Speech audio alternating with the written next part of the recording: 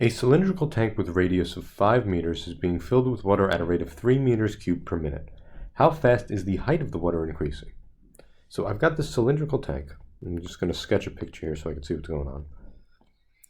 And the scenario is the radius at any point is 5 meters, and it's being filled with water at a rate of 3 meters cubed per minute.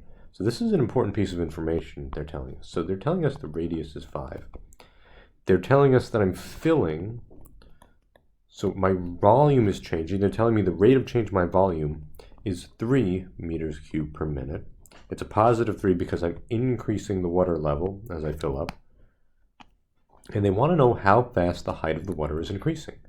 How fast is the rate of change? So they're looking for dH dt.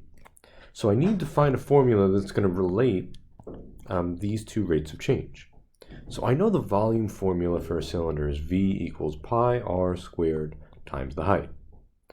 And if I want to find rates of change here, I'm going to differentiate this function. But the problem is, it looks like I have two variables there. It looks like r is a variable and h is a variable too. So you need to think about which of these values is changing over time.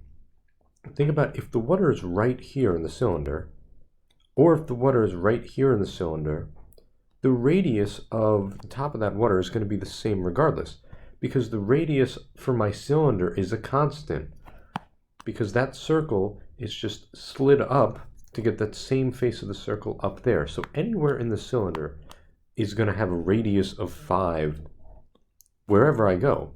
So that r value is just some constant. So when I take the derivative, I can treat that as a constant. Rather than leave that as the radius squared, I'm just going to make that 5 squared times whatever the height is. Now notice the height in this case is a variable because as I'm filling up, the height of the water is going to increase. So height is a function of time. As time goes on, that h value is going to increase. Same deal with the volume. So those are my variables that I'm going to differentiate. So from this step, I'm going to take the derivative of both sides. The derivative of the left-hand side is dv dt. 5 squared times pi, I'm just going to simplify to 25 pi. Again, that's just a constant times a function of time. So I'm going to worry about taking the derivative of that function of time, which is just dH dt.